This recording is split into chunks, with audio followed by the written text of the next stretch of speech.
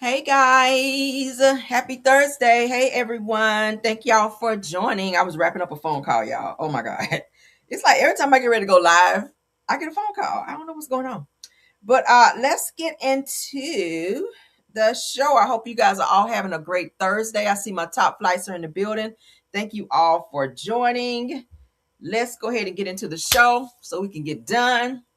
Um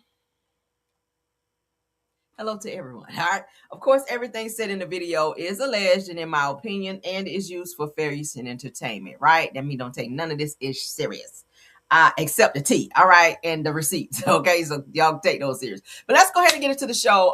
We got some updates on the Tupac case, the Nolan. We're gonna talk about the Nolan Wells case. We're gonna also talk about the Carmelo Anthony case. All right. And yeah, we're gonna be talking about cases today. So we're gonna get through that. Then we're gonna get into the reality TV portion of the show where we're gonna look at some tea on that. So I hope you guys are ready for all of this drama. All right. So let's get started. Not really political news, but I definitely wanted to talk about this for all of you Tesla drivers out there. You might want to trade your car in to send Elon Musk a message like, bitch, we're not getting ready to be doing this. So we talked about yesterday Derek Chauvin, okay? Derek Chauvin, who unalived George Floyd by pressing his knee on his neck, okay? We all saw the video. We were all outraged. I'm still outraged, right? I'm mad like it was my family member because, bitch, what? But anyway, so Elon Musk says, because as you guys know, Derek Chauvin is serving a prison sentence right now and getting his ass whooped every other day and twice on Sundays.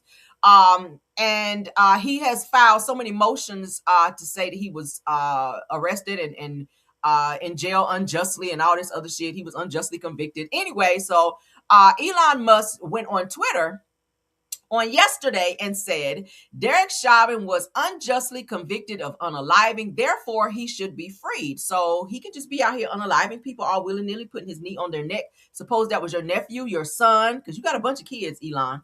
What if that was one of your damn 20 kids by multiple baby mamas that your ass have? That was done to by Derek Chauvin. I don't think that you would be feeling the same way. But because he's just an ordinary black man or just another black man, you don't give a hot damn, right? Black people, stop spending money with Elon Musk. Let's go ahead and put that on record. Stop spending money. Stop lining the pockets of racial bigamous bullshitters like Elon Musk. All right. I don't desire to drive a Tesla. I don't even want to park beside a fucking Tesla. That's just how much I don't care about no fucking Tesla. Right. So he goes on to say the facts should show, or the facts show that he was not the cause that, hold on. He said the facts show that he was not the cause of death, nor did he at any time intend for a death to occur. Whatever else he may be, he is not a unaliver. That is the truth. So I'm taking you didn't see the video of Derek Chauvin kneel down on the knee. I'm on his knee and on the neck of George Floyd, and this man gasping for air and saying he cannot breathe, and Derek Chauvin tightening up his knee on his neck to prevent him and his airway from receiving air, and ultimately he died of asphyxiation. But they tried to say, oh, he had medical issues. He had medical issues that entire time before that. He was talking fine in front of that store prior to the knee being on his neck. Asphyxiation is what caused his death. So what we're not going to sit up here and act like, oh, he died from high blood pressure. Like, okay, he might have had high blood pressure, but that did not contribute to him not being here anymore. It was the knee on the neck. So let's continue. Y'all let me know what y'all think about that. All you Tesla drivers going to trade y'all cars today. Damn it. Get out of them Teslas and stop supporting him. All right. In terms of saying that he was unjustly, Derek Chauvin was unjustly convicted of unaliving and said he should be free. I digress. I don't agree. All right. That's what he said on Twitter. Y'all see it right here. All right. Then they try to say George Floyd OD'd. So he OD'd while knee was on his neck. Y'all see how white people be acting. This is not a racially thing. This is not a racial topic. We're just being fair here, right? I mean, the man died because of a knee on his fucking neck. I don't give a hot damn if he smoked a blunt before he was laid down there and had a knee on his neck, right? He did not die from that. That is not what the autopsy said. He died from asphyxiation. Weed don't cause asphyxiation. Crack don't cause asphyxiation, but a knee to the damn neck sure does. All right. So Elon Musk, we're not supporting you or the damn Teslas, all right? Let's move along. They be catching on fire any damn way, whether they crunk or not. So let's get into this next topic, because y'all know we've been covering this Tupac case. Let me refresh this so we can see this from the beginning. All right, Diddy's name is brought up in this case. All right, Diddy, you might be staying in jail. They done gave you a date to get out. They might be pushing that shit back after this Tupac trial. I hope, because you don't need to be out anyway, because you don't know how to act. All right, ever since I saw that video of you and Cassie at that damn elevator, I said, yeah, that bitch need to be in jail. He need to be in jail. You need to stay in there. All right, you're probably having the greatest time of your life in there anyway.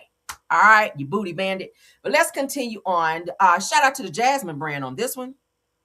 Okay, Tupac's unaliving trial said that the cop testifies that Keffe D claimed that Diddy was supposed to pay for the rapper's unaliving. And I told you guys that $2 million was supposed to be paid for, or was allegedly paid for, the death of Tupac by GANG members. Okay, but let's get into what this cop had to say.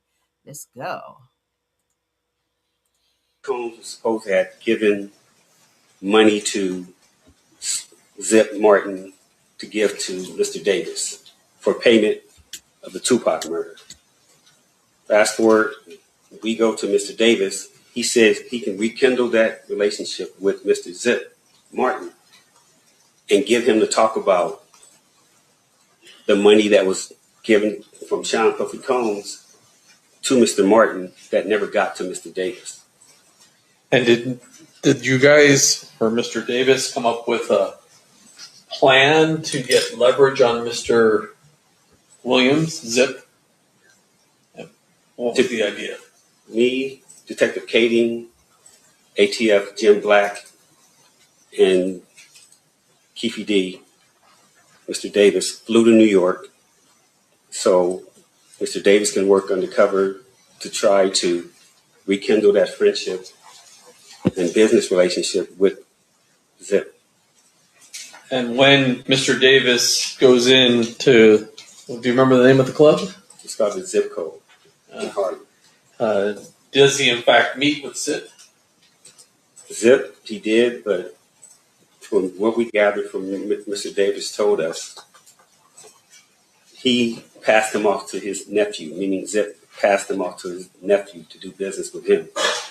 All right, so we're not going to listen to all that. Let's go ahead and read so we can get a better understanding of what's going on. So new testimony in the Tupac Shakur unaliving case is resurfacing a long-running allegation involving Sean Diddy Combs. Now, I said the retired Los Angeles police detective Darren Dupree testified Wednesday, August 19th, that Dwayne Keffe D. Davis allegedly told investigators in 2008 that Combs had offered money for the unalivings of Tupac and Death Row Records co-founder Marion Suge Knight. So he was supposed to be gone too, according to the hit. So it says that Dupree testified that Davis claims that Combs was supposed to give him money to Zip Martin, or supposed to have given money to Zip Martin to give to Mr. Davis for payment of the Tupac unaliving. It said that Nike survived the 1996 Las Vegas pow-powing that unalived Tupac. As we all know, they were both in the same BMW on the night that the pow-powing occurred, correct? Now, according to Dupree, said that Davis claimed that the alleged money never actually reached him. The retired detective testified that Davis told investigators that he could reconnect with Martin and get him to discuss the money that was given from Sean Puffy Combs to Mr. Martin that never got to Mr. Davis. Now, Dupree says investigators then flew with Davis to New York so that Mr. Davis can work undercover and attempt to rekindle his friendship and business relationship with Martin. So it sounded like he was trying to get him to snitch. Now, said the undercover effort was apparently unsuccessful. Dupree says that Davis attempted to meet Martin at a club, but Martin passed him off to his nephew to do business with him.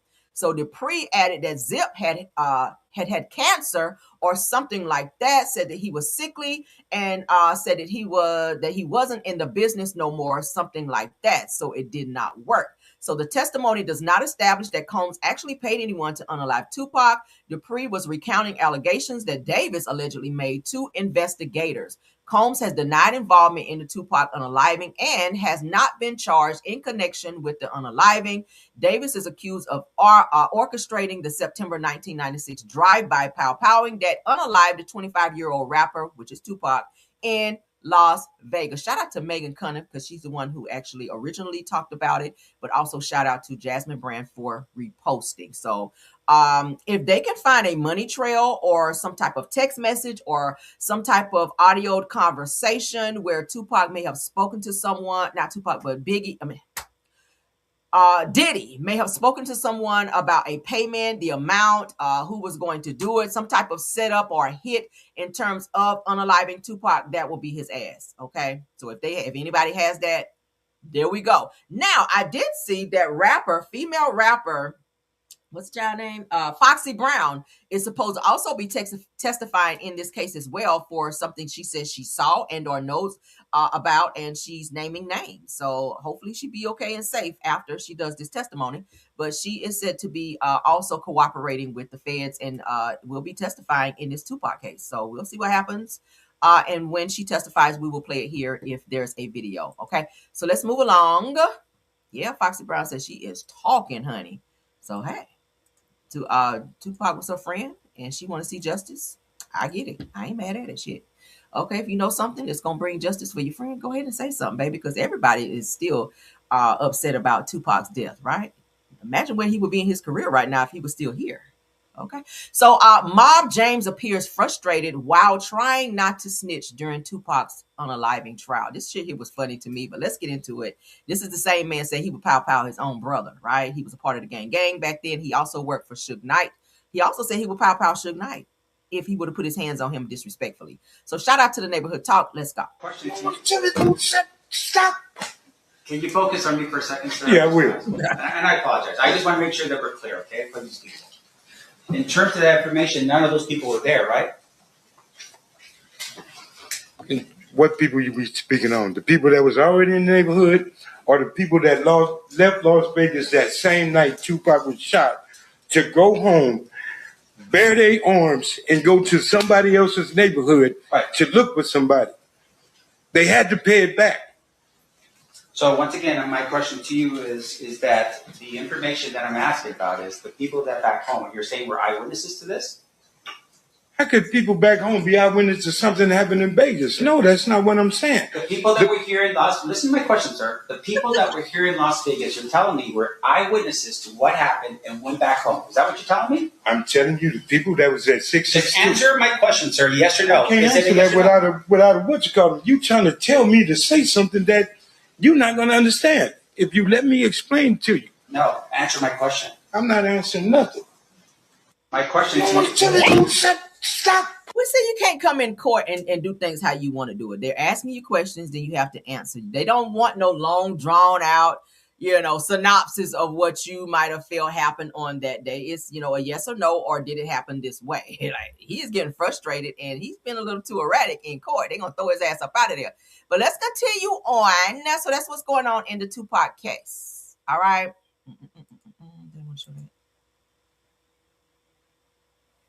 I'm going to can that for my next video.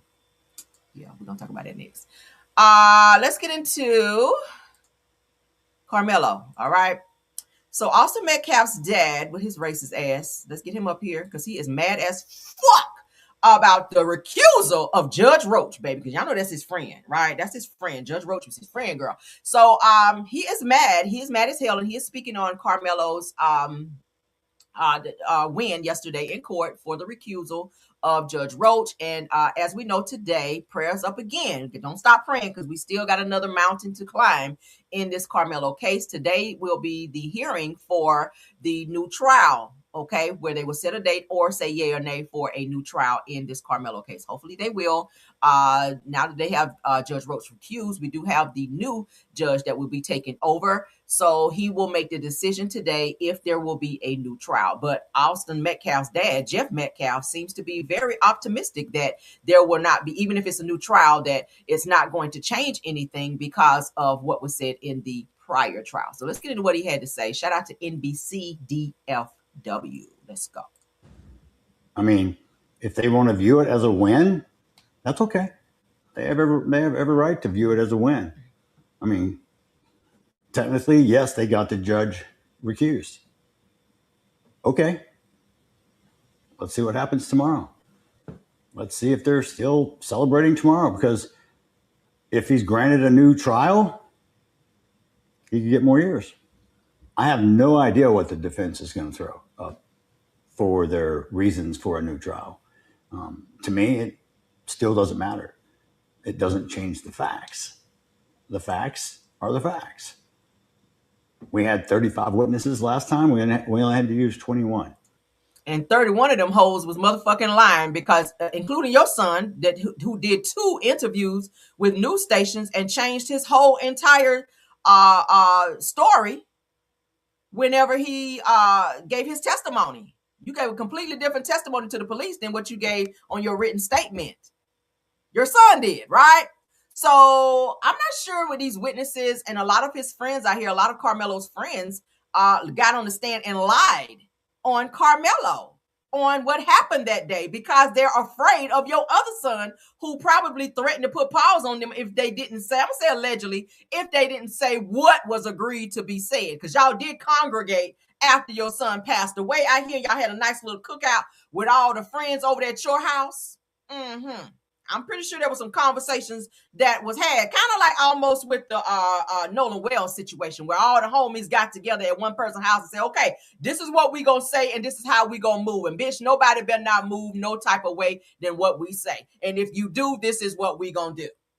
I'm pretty sure a conversation like that was had, allegedly, hypothetically, and maybe. So he seemed to be very optimistic about the trial or the case or hearing rather today, that it won't change anything if there's a new trial. I beg to differ because new testimonies will be given, all right? And they're going to compare testimonies that were already given versus what's actually known, because these are some great attorneys. If they were able to get somebody who's never been recused before, who was bragging, honey, I've never been recused. I've been on the bench for so, and I've never been recused. Well, your ass is out of there now. These new attorneys working for Carmelo, they are coming through his stomping heavy.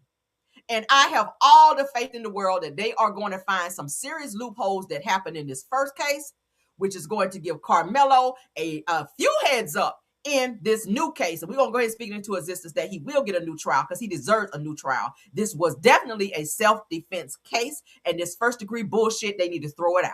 So don't be up here being too cocky, Jeff Metcalf, because your ass gonna be crying later when this new trial is granted today. And I'm hopeful. I'm hopeful after they look at all of the evidence that's laid before them. Let's continue this. We have a video. We have a confession. I don't know where there's this big bombshell thing that's going to change the case. And, if it was that important, it would have came up the first time. It couldn't come up the first time because the damn judge would not allow it. He wouldn't even allow Carmelo to even get on the stand. He wanted to testify. He would not allow it. He was doing last minute stuff to block certain people from being able to speak, like the fact that Carmelo has epilepsy. Hello? They wouldn't even allow that to even be spoken in the damn trial. So certain things that should have been talked about during the first time around was not allowed because of who was on the fucking trial, which was Carmelo. So don't be so cocky like you're going to go how you want it to. Let's just stick to the facts of what happened that day underneath the tent. For me, the facts of what happened is your son is a fucking bully. The one that ain't here no more and the one that's still here. Both of your sons are, because they whooped your ass. Did you talk about that? Maybe the new attorney should bring up the fact that these same sons who were putting out racist graffiti and threatening girls that they were going to put hands on them.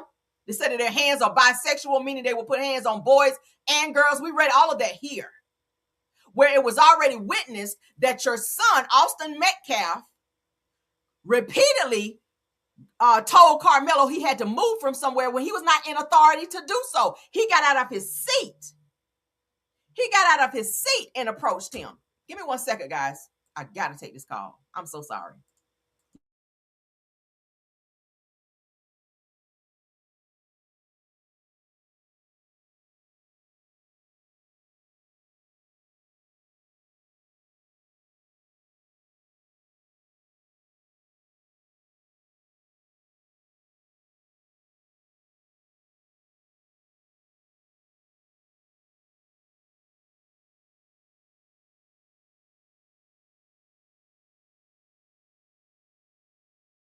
Okay, guys. Sorry about that. Okay. Let's get back to it. Let's finish what he has to say. Things like this do not occupy my time or my thoughts. My thoughts are on this foundation. I'm looking at going forward. How do I save lives? How do I prevent this from any parent ever feeling this pain?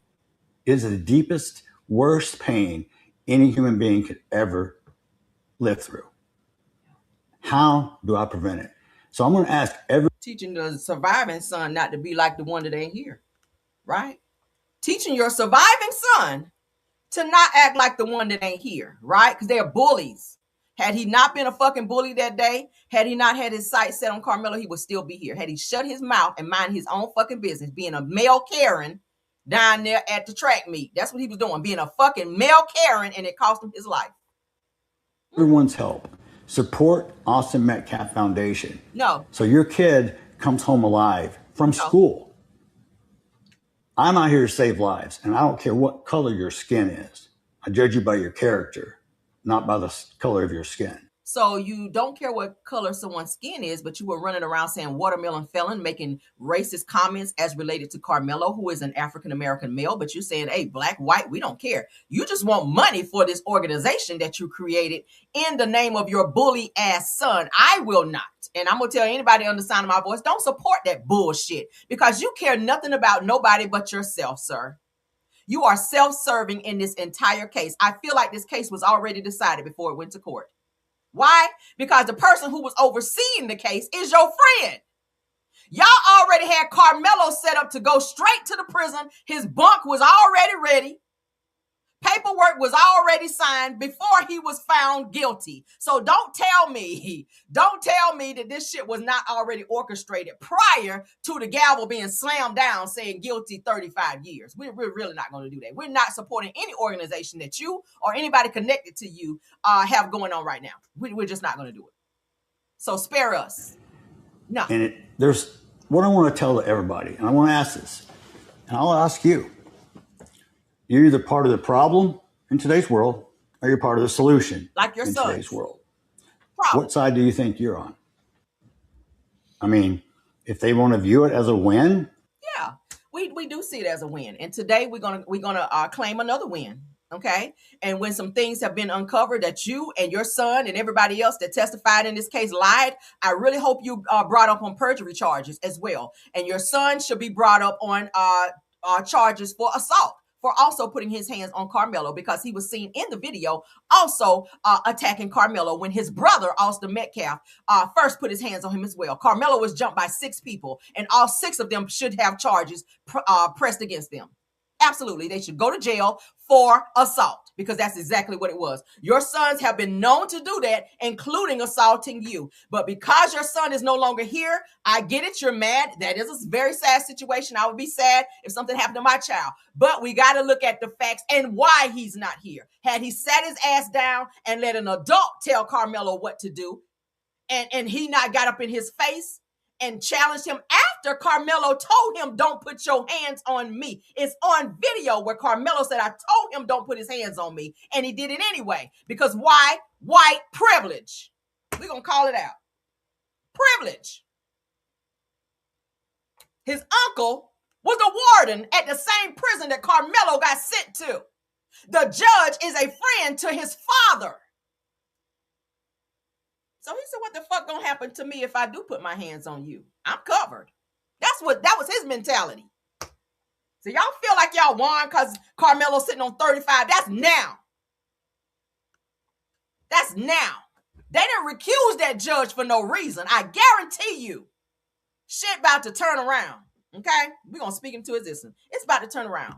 And I want you to have that same stance and come right back on this same news station, sit your funky ass in that same chair with them dirty ass fingernails, looking like you've been scratching in your ass, and have that same mentality when they go right here today and give him a new trial. All right?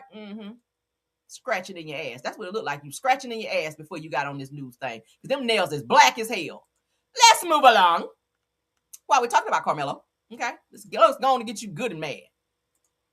Let's get you good and mad. Let's give an update on this Carmelo situation, all right, that I ran across. Miss Docket Diva. Let's give her the credit for it because she pulled it. Now, Carmelo Anthony's dream team wins first hearing, all right, which we know that came out yesterday. As soon as I saw it, I posted it on social media so everyone could see. But they said the new trial is not guaranteed. Here's what happens next. So let's get into what happens next. We still gonna fingers crossed and all my damn toes, all right? Wednesday, August 19th, Roach is recused, which is the judge, Judge Roach. Visiting Judge Sid Harley removed Judge Roach from all further proceedings, including the new trial motion. Retired Judge Michael B. Chitty, which I told you guys yesterday, Judge Chitty Chitty Bang Bang, now presides, all right? Thursday, August the 20th, which is today, new trial has not yet been decided. Judge Chitty hears the defense 4 grounds fresh. Recusal changes who's deciding, not what gets decided, okay? It says that why was Judge Roach recused? Now, I read to you guys yesterday what would make a judge get recused and the things that they were saying Judge Roach was doing that may get him recused. There were several codes that he violated. So let's get into that. So the bar for recusal is high. Harley says he personally believed that Roach could be fair, but said that it isn't the legal test. He said, here's what the defense put in front of him. June 11th, post-verdict TV verdict said that 2 days after sentencing, Roach sat down with WFAA and was asked whether the jury got it right. He said that yes, they did. Whatever they say, they got it right. So he wasn't supposed to do that as a judge, okay? You're not even supposed to speak on the case like that as a judge. Canon 3B10, which I told you guys several canons. We read them yesterday. Texas Code of Judicial Conduct. Defense counsel Russell Wilson argued Roach commented publicly in a case with a pending appeal. Conduct said that the canon says the judge shall abstain from when it suggests a probable decision, okay? Oh, God, I'm not reading all these. So court restrictions cited again. The recusal motion pointed back to the same access limits that are at the heart of a ground of one of the new trial motions, the 27 public seats and the barred cameras, as further evidence that Roach had staked out a defensive position about his own rulings, okay? So the Judge Harley grants the recusal. Said that Harley says that he believed that Roach may have seen himself as educating the public, an exception under the rules, but concluded that framing didn't survive how a neutral outside observer would see it, okay? Said it is a very high bar to recuse. Said that I believe that he could be fair in this matter, but that is not the test, which we already saw, okay? So they said that the 4 grounds for a new trial. Let's get into those. All right. Public trial violation, a 10-minute daily entry window, 27 rotating public seats, and overflow room used during jury selection, then shut off once testimony began, and no audio or video feed at any point. Okay. Constitutionally, it should be an open court. Carmelo was supposed to be tried by his peers. He was not. Okay. And there were no black people. There were no black people on the jury seats. Okay. To make a decision in Carmelo's fate. That's another violation. Okay. So yeah, let's continue. So, and they rushed this case too, as I could see. They rushed this case, and I'm not sure what the rush was to send this man to prison for 35 years, right? I don't see what the rush was, but let's continue. Number 2 says that the broken off record agreement. Defense says that the state agreed to limit character and extraneous offense evidence, then reversed that position mid-trial after defense had already built voir dire, I hope I said that right. It's opening and it's cross-examining examinations rather around it. Said that number 3 goes on to say the provoking of difficulty instruction. Defense argues that the defense never supported this instruction and that it let the jury strip Anthony of self-defense before ever weighing it. See, the state leaned on it in the closing. So I feel like he's going to get the new trial just based on what we just read. Interest of Justice said that even if no single ground wins alone, the defense argues that cumulative effect plus the gag order, unrecorded pretrial conferences, and an oral sealing of the entire case file adds up to an unfair trial. Boom. All right. So a fallback argument built on everything above taken together. All right. So that's the recusal and new trial info. We don't really need to read that. Appeal goes away. Conviction stands. 2 possibilities. So let's go back. Let's see. So it said what recusal decided, what did it not decide. So that's just breaking down. I will drop the link here so you guys, if y'all want to read more into it, because I don't want to spend too much on one topic. So let's do this. For those of you that like stuff like this, very informational information, then you guys can read it at your leisure. We're just skipping through reading. And this is the new judge, Judge Chitty Chitty Bang Bang. That's what I named his ass, okay? He will be presiding over the hearing today in terms of finding out if there will be a new trial, okay? So Judge Harley removed Judge Roach, but Judge Chitty Chitty Bang Bang will decide today if there will be a new trial, all right? So prayers up for Carmelo. Prayers up for him. Let's get into Nolan Wells. Nolan Wells, we got to talk about him. We can't talk about Carmelo without talking about Nolan. Nolan's birthday was yesterday. Let's get some highlights and updates on that. ABC News Live. Let's go.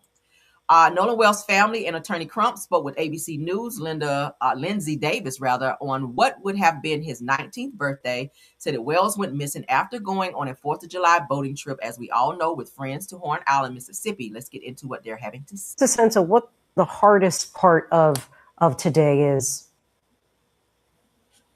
Not having him here.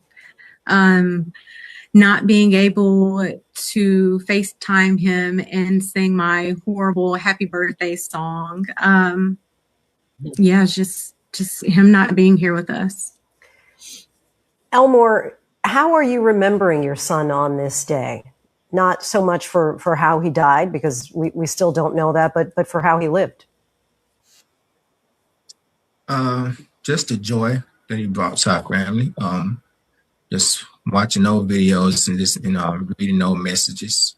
Just memories of conversations, of wrestling matches, me chasing them around the house, stuff like that. That really helps with the entire situation. Thinking about the good times.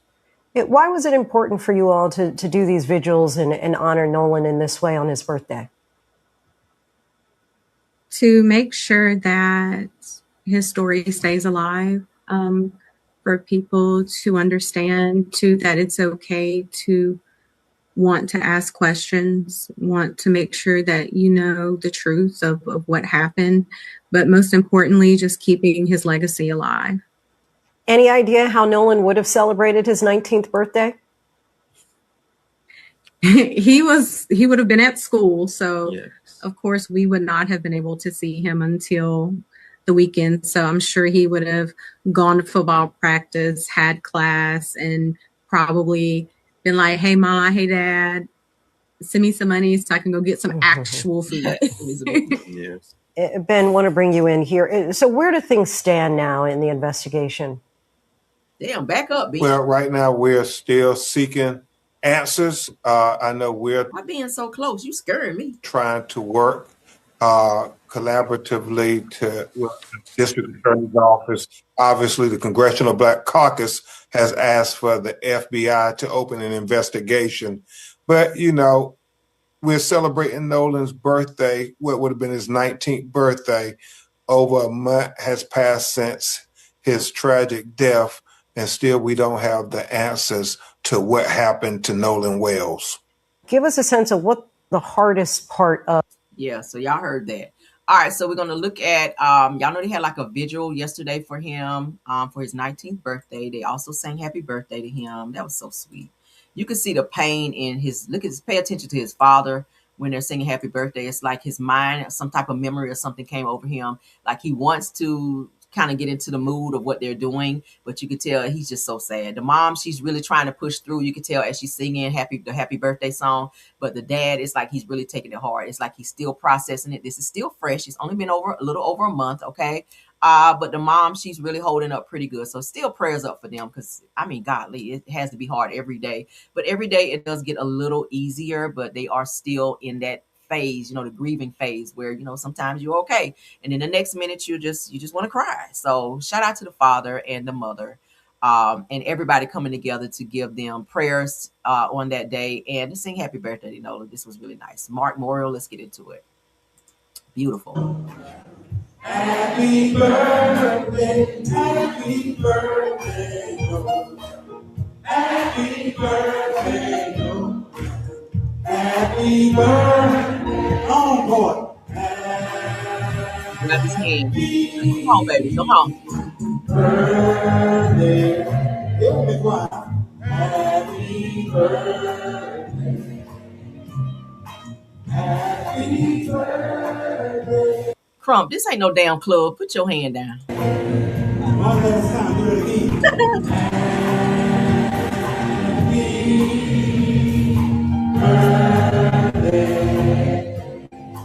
Happy birthday. Happy birthday. Come on, let's thank God for the gift of life that we cannot take for granted. Beautiful, beautiful. Aw. She broke down at the end when she blew out the candles. That's so sweet. Damn, everybody got me crying in here. So happy 19th birthday to Nolan Wells. Said that he should be blowing out his own candles. Yes, said that we continue to stand with Attorney Crump, Christine, which is the mom, and of course their dad, Elmore, and the Wells family in the demand for justice for Nolan. All right. So y'all know the NAACP, they've stepped up to help out in this case as well. So any new developments, we will definitely be sending them over to everybody involved in this case. All right. Let's move along. That was beautiful. That was beautiful. That almost got me right there. I ain't gonna hold you. Y'all know I had to G up over here, honey. I had to G up because baby, I don't want to be on crying and whatnot.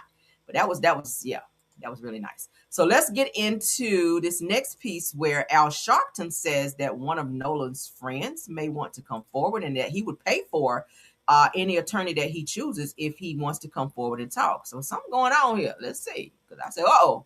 So Al Sharpton urges Nolan Wells' friend to step forward during the vigil. All right. So the Reverend Al Sharpton urged one of Nolan's one of the young men who was with Nolan Wells on Horn Island to step forward Wednesday, August 19th during a virtual prayer vigil marking what would have been Nolan Wells' 19th birthday. So the National Action Network organized the virtual vigil to bring faith leaders together to pray for Wells' family and for the truth about the 18-year-old's death to come to light.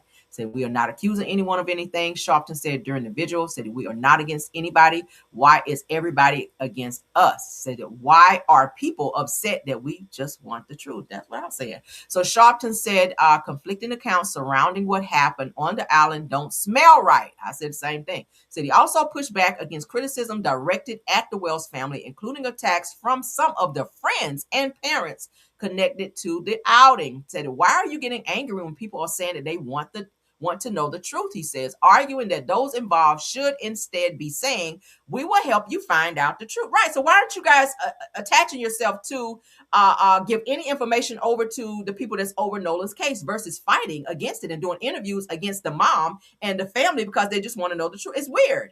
It's weird. You guys are doing the complete opposite, which makes people look at you guys in a certain way. Right. So it said it keeps saying his story, keeps saying his name. She says that I know God is going to get us through. Elmore Wansley, which is the father, said that the day was particularly painful because Nolan should have been here celebrating his birthday. I told y'all he was kind of in a different mindset. That's why she grabbed his hand while they were singing. Like, come on, babe, come on out of that. Let's celebrate Nolan, right? So you can kind of tell he was really, really sad. Said that he would have been in school today, as we just heard them say. He would have went to practice and then called on his birthday. Now, during his closing remarks, Sharpton acknowledged that one of the boys who was with Nolan on Horn Island was on the call. Said that if you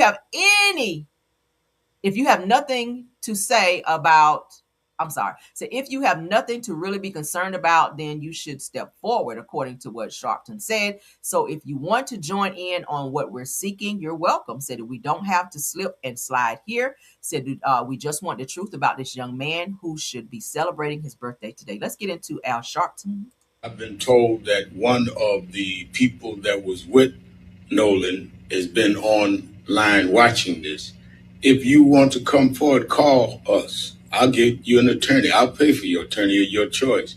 We just want the truth. I've been told that they're all sitting back watching to see what new developments. They are scared as fuck that one of their names is going to be brought up in one of these. They're all sitting back watching because Warren can recite every single thing that's said what they're saying in the news. And I was watching this. Oh, they're absolutely watching to see what new developments are coming out. So they're watching everybody's pages, every news station, child. They are watching this shit. So if you have nothing to really be concerned about, then you should step forward. All these parents have said from the beginning is they want the truth.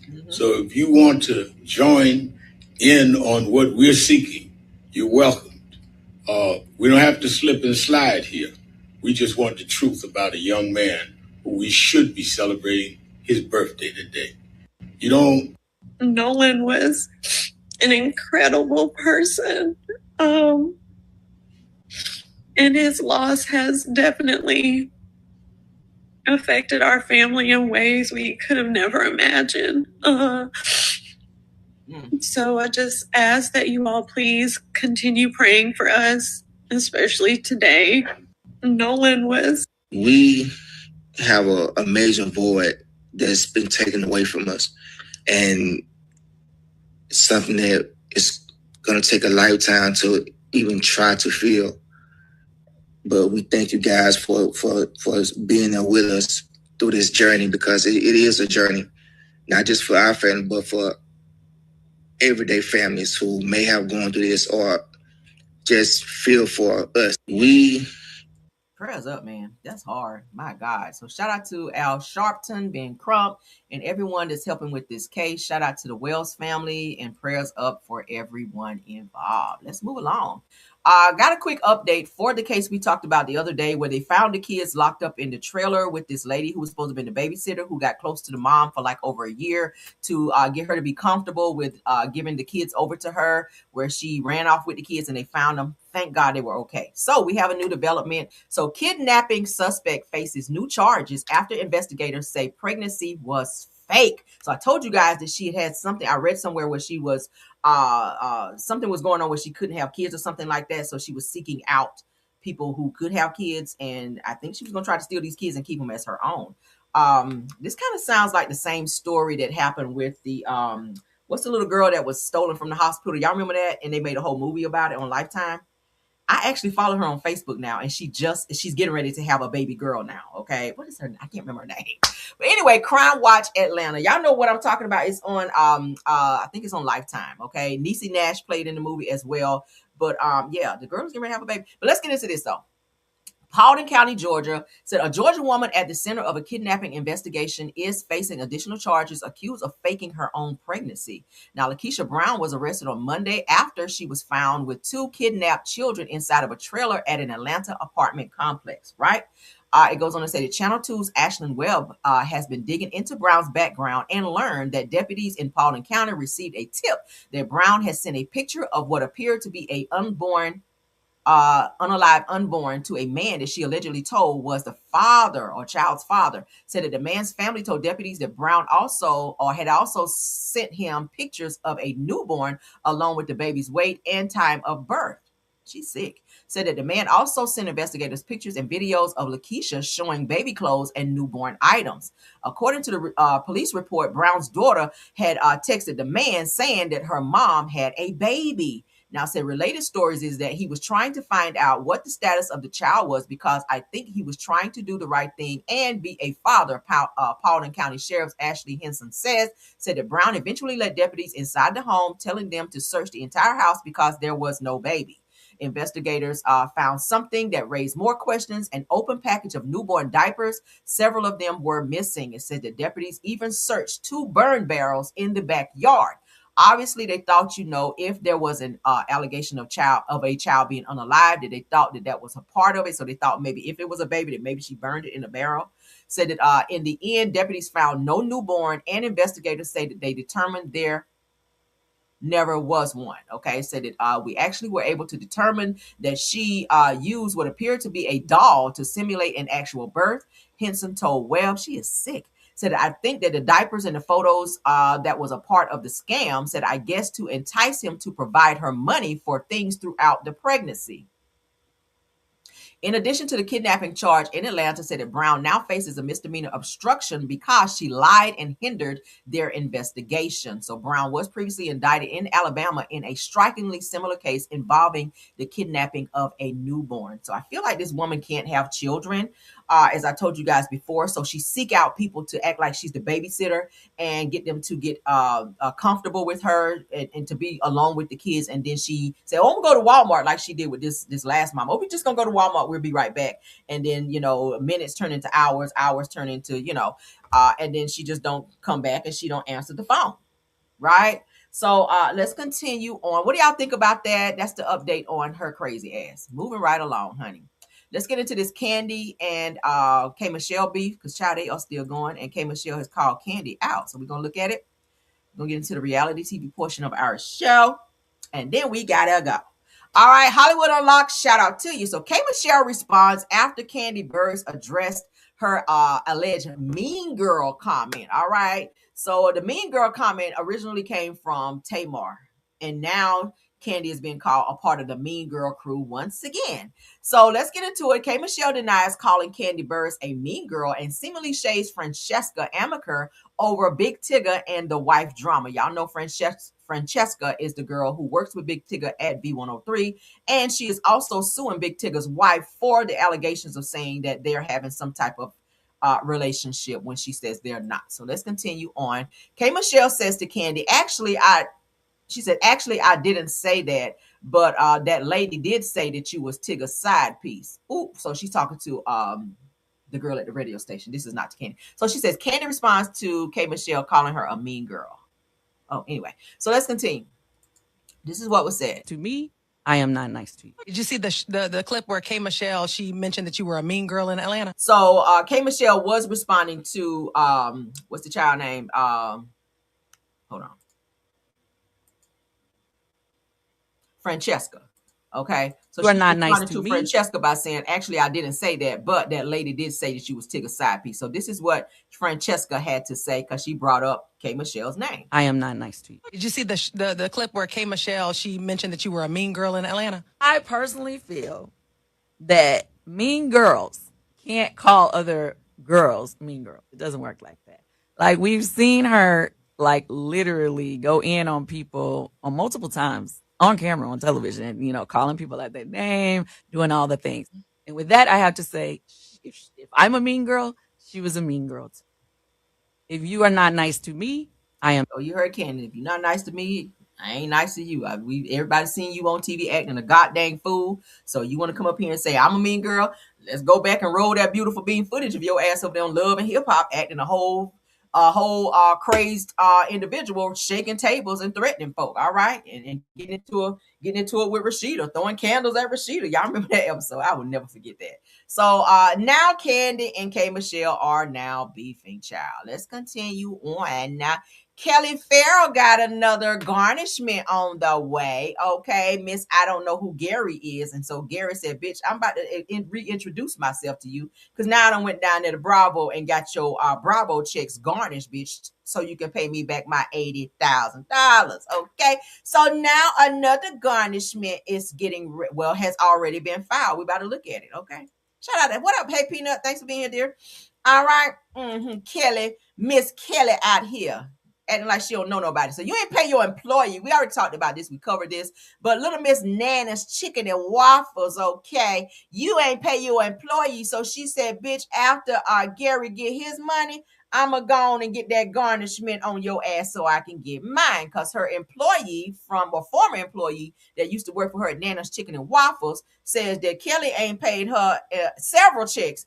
And refused to pay her, and Kelly didn't even show up to court. So her ex-employee won her case against Kelly for $18,788.52, Lord.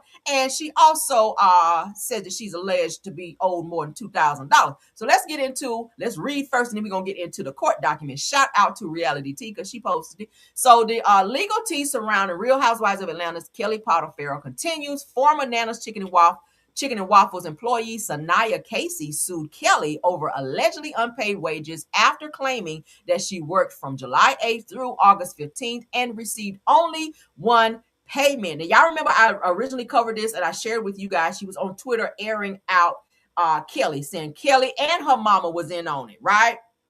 I believe it. So said that several employees were hired to work at Nana's Chicken and Waffles and said that Kelly was telling them that she would pay them via Zelle or Venmo or something to that effect, and said that when it was time for them to be paid on that Friday, they checked their Zelle, Venmo, nothing. So they would ask the mother who would be at the restaurant because Kelly wouldn't be there, and the mother would tell them you just have to wait. They're going to put the money in there. And upon them continuously waiting, the next week would come around, still no money, right? So they were like, so several employees were like, well, shit, we just not going to come to work. We're not working till we get our money. So Sanaya Casey decided, well, I ain't going to keep doing this shit. She did keep coming to work a little bit, but then she decided they're just not going to pay us. So what I'm going to do is I'm going to go file and I'm going to report her to the Better Business Bureau as well. And that kind of sparked in case against Kelli. Okay, so Kelli continued to ignore and run from paying her employees, and several other employees I hear have also filed something against Kelli. So Kelli, you should be hearing some more about this as well. You're gonna be facing some more charges, girl. So it said she alleged that she was owed more than $2,000 and sought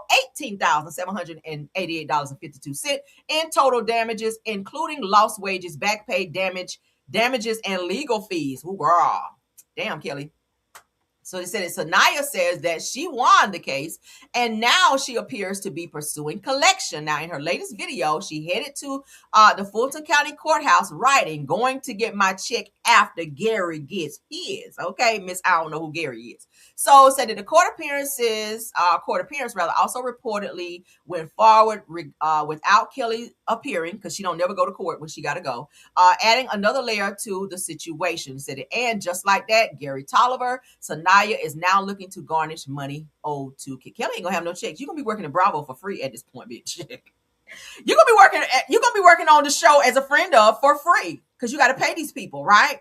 And don't be trying to go and do a switcheroo with your accounts either, because that's gonna put your ass in another situation, right?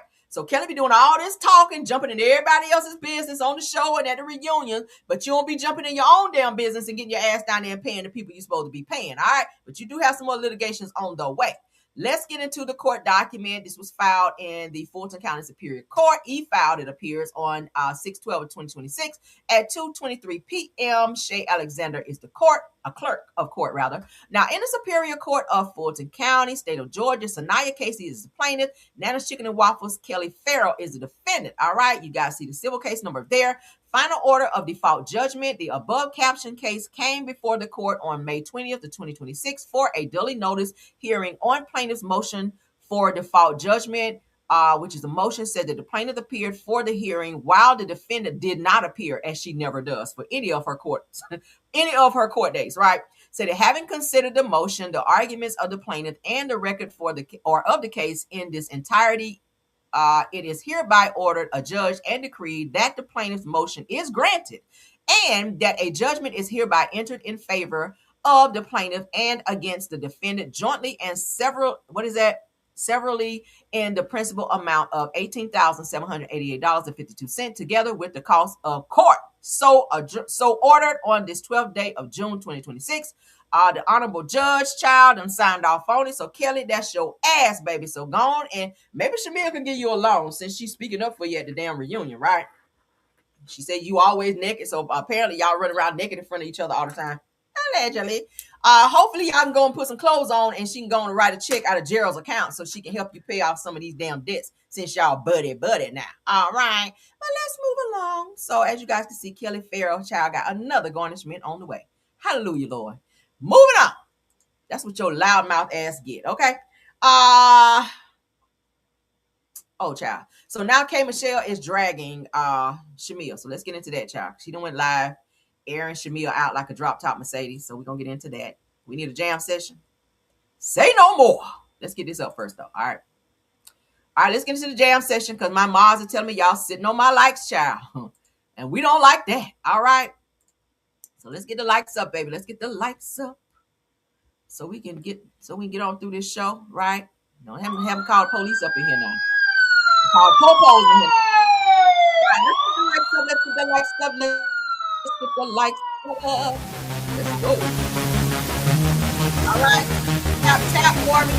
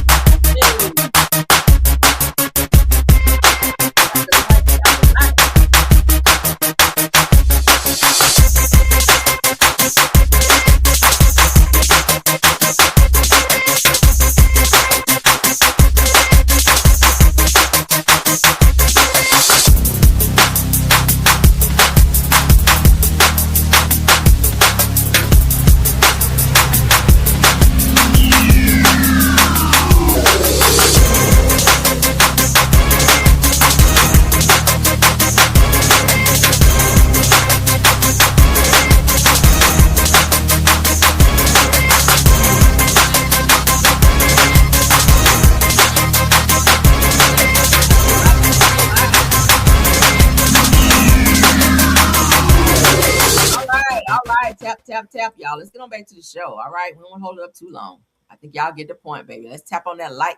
Let's continue on according to No Chaser Child. K. Michelle gives context to her night out with Shamia Morton Mwange, child, as well as she's sharing her feelings on a clip that surfaced of Candy's recent appearance co-hosted V103. So she's still talking about it. So the Big Ticket Morning Show with Francesca Amica. So she can be throwing major shade. Y'all know how K. Michelle is. Let's get into K. Michelle because she recently went live. Let's go. So you go out to eat. A couple other people go. And your friend, Shamia, calls me and she says, hey, we're done with the concert. So get this right. We dropped Shamia off at the concert. Okay? Why? This is where she says, I asked to go. Y'all, I don't mean no disrespect, but look at me. Think about how I act. I have a blast. People, you just have to know me. Y'all know damn well I ain't asked to go to no Charlie Wilson concert with no Candy. Not Charlie Wilson. For what? No disrespect, but for what? Like, okay? None at all. Oh, let's get on the phone call first, right? So, when her mama leaves and we all leave this club this night, so you go out to eat. I'm like, I never want to hang with this lady again. Something is wrong, okay? So, I'm staying my distance. She calls me and say, hi, Candy knew that I was saying that or whatever. I said, what, Shamia? Well, I was just saying, I'm sorry if I hurt your feelings because you was upset or you was crying. I was just saying that y'all would get along so much.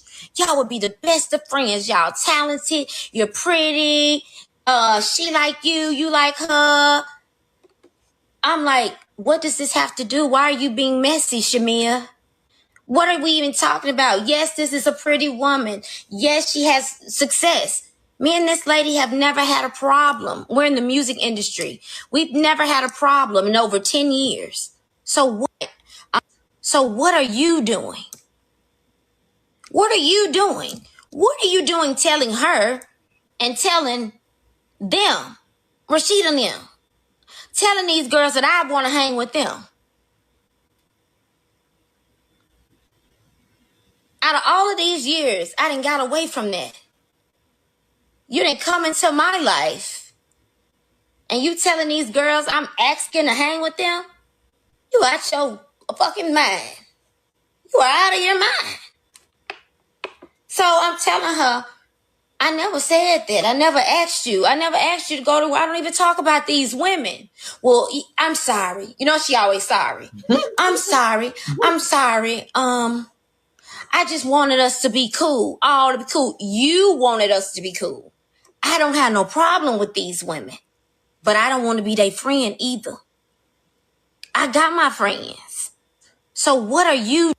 And the heck and the trauma and the years of therapy, even being shook up about being in this group, still is a lot to me. It's a lot for me. And you take that to try to hook me up with them without me asking you? Yeah, that's a bit much.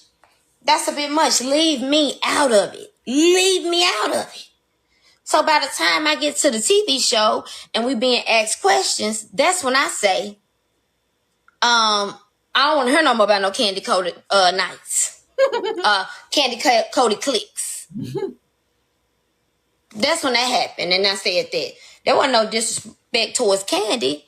It was just, I'm tired of Shamia talking about this to me. Why is she making it such a big issue? Me and these girls don't have a problem. And Shamia, why do you want this problem so bad? Read something. Sick of it. Sick of it. Sick of it. So the other person responds back. Oh, we've seen her. And and she's a mean girl. First place, I'm about to be stunning you. Think you're a great writer, great artist. We do shows together. You and Scapegoat, I go, and vice versa. And we sing those songs. He is funny as hell. Really don't have a problem with you.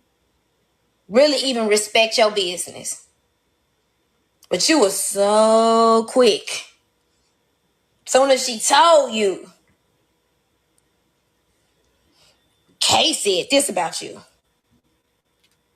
didn't even give me the benefit of the doubt. Oh, read something. You wanted to say something about me crazy. Because you said it too quick.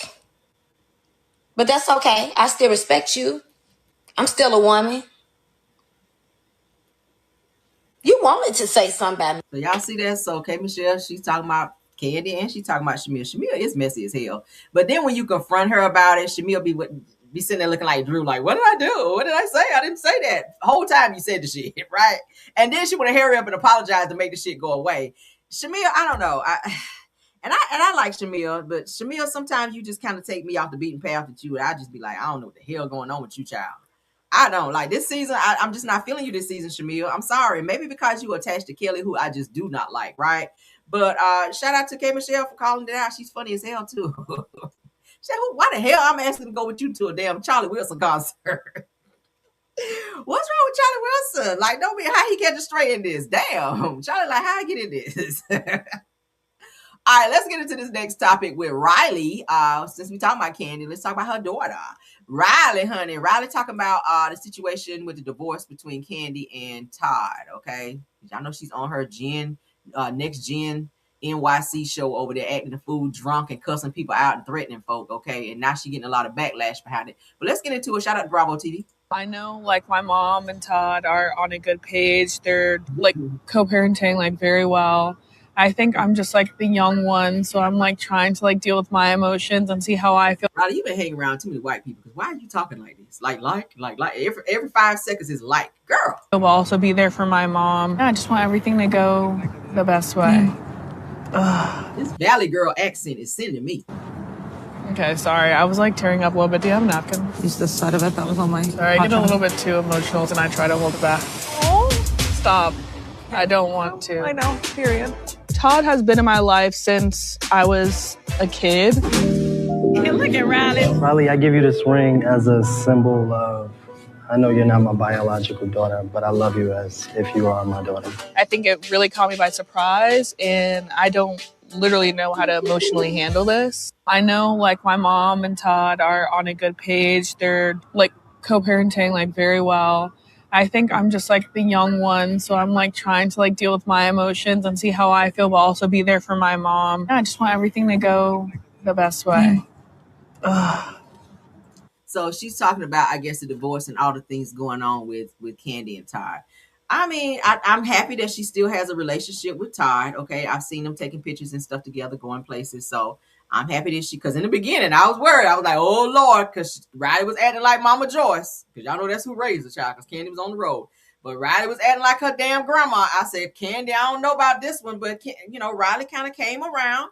And she started seeing Todd as like a second dad, and Todd kind of stepped up in that regard. And I like the way he kind of included Riley in the wedding, to where he gave her like a little ring to kind of include her, to say, hey, I'm not just marrying your mom, but your family as well. So I'm kind of taking you in, and I would love to kind of step up and be that parental figure in your life. So shout out to them for that. And I'm happy that they're still able to be a family unit, even though they've decided to move on with divorce. So let's move on.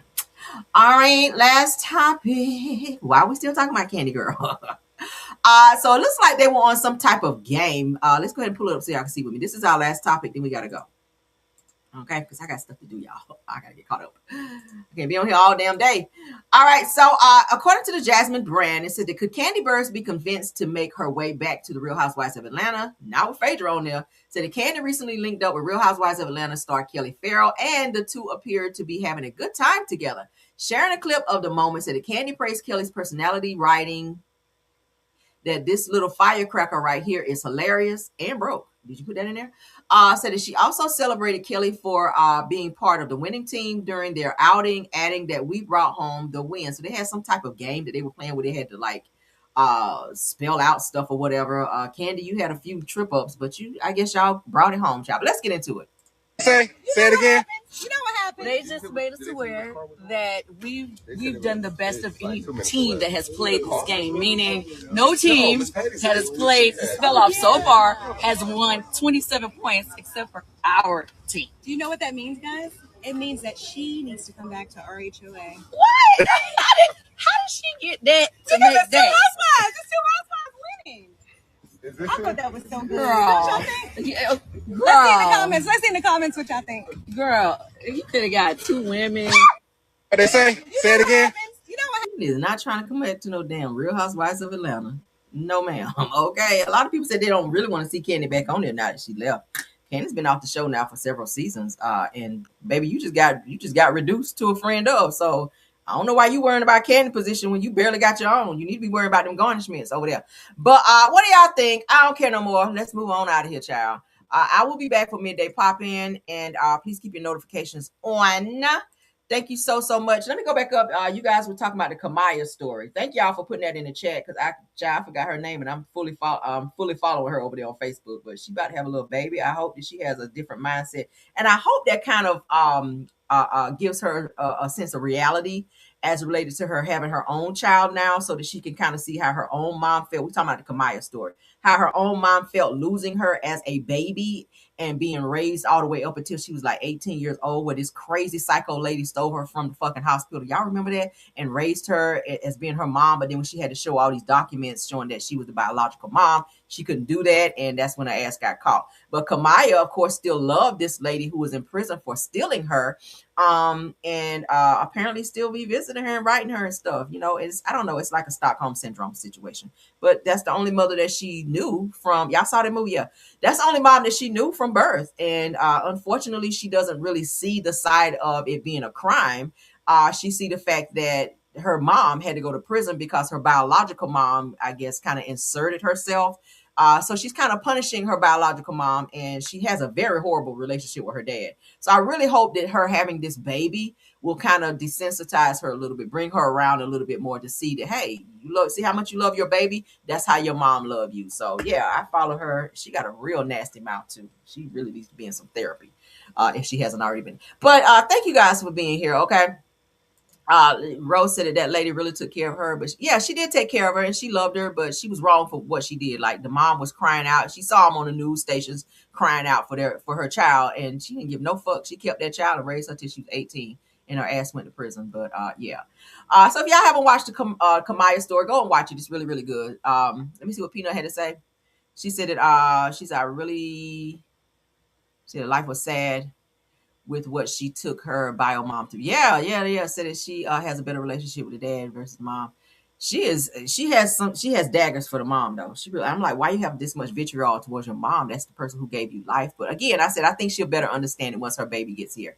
If she hasn't had the baby already, she's having a baby girl. So maybe this is God's way of humbling her and showing her like, hey, see how you're a mom now? What if somebody would have took your baby and raised it until 18? And, you would feel a certain type of way if that baby was showing more love and respect towards the lady that stole your baby. Yeah, she did go off on Iyanla and cussed Iyanla's ass all the way out. Y'all got to go watch that. I was like, baby. And she be cussing people out on her page over there to go over there and tell her that she's disrespectful. She don't give a damn. Her mouth is foul. But yeah, she has a lot of anger still. She has a lot of anger. She really needs to get some therapy, okay? But thank y'all for watching the show. Thank you to my top flights for doing an awesome job of modding. Thank you so much as well to all the content creators. I see you in here, Peanut. Any other content creator to join this live as well. Shout out to the almost 300 watching. Yeah, I did see her on the Iyanla. I saw it. Oh, I saw it, baby. I followed that story very close. I was like, damn, I saw the movie and I saw her on the Iyanla. She had a very, very bad attitude. Maybe she was jumping up. I thought she was going to hit a Iyanla at one point. I was like, ooh, girl, she was doing the most. But yeah, so thank y'all. Thank you to my Caramelians for joining the live and supporting the video as well. You guys, please don't forget to like the video, hype up this video. Check us out on all publications under Caramel Rail. Also on the backup channel under Rail's World, okay? Keep your notifications on so you guys will know when we go live. Until the next video, let's go and play Rose's favorite song. This is Rose, my Ma's favorite song. Here, go. Let's go. You can still go. Even when you feel slow, you can still go. Even when there's no hope, you can still go. I never answer to no, man, I still go. Go, go, go, go, go, go, go, go.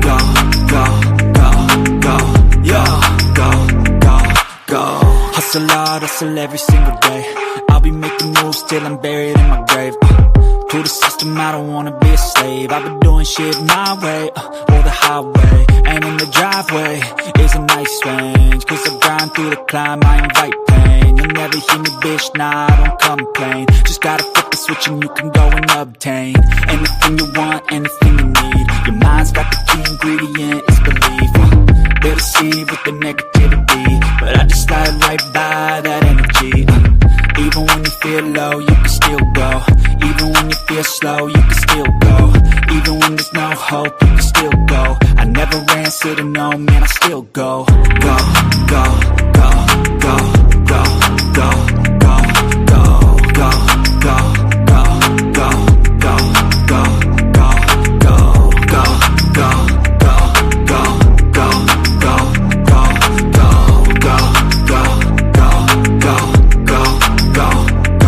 go, You got a mind, but even that could change. You could flip the gray matter like some batter in your brain. That's why I say, fake it till you make it A. And if you play that game, then you just might make a change. Rearrange all the bad to okay. Take the worst thoughts saying, turn them to a game. Take the best thoughts saying, put them on display. On repeat in your brain till you're feeling no more pain. Never slow yourself down, you can do some more. Push